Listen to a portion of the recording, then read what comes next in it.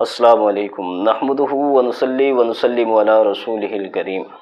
اللہ رب العزت کا خوش ہونا یہ اللہ تعالیٰ کی صفت ہے، اور بنا کسی تعویل کے ہمیں اس پر ایمان لانا چاہیے۔ اللہ رب العزت کی صفات کو مخلوق کی صفات کے ساتھ تشبیہ دینا یہ جائز اور درست نہیں ہے۔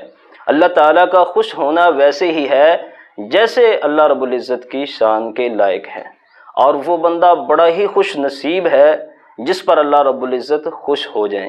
نبی کریم صلی اللہ علیہ وآلہ وسلم نے ہمیں وہ عمل بتایا ہے جس کے ذریعے سے اللہ تعالی بندے پر بے حد خوش ہوتے ہیں، اور وہ عمل کون سا ہے کہ بندہ اپنا تعلق اللہ کے ساتھ جوڑ لے، اللہ کے گھر کے ساتھ جوڑ لے۔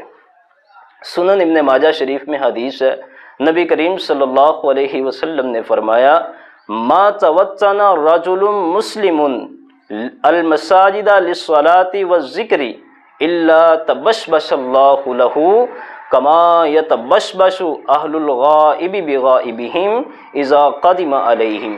حدیث کا ترجمہ سنیے۔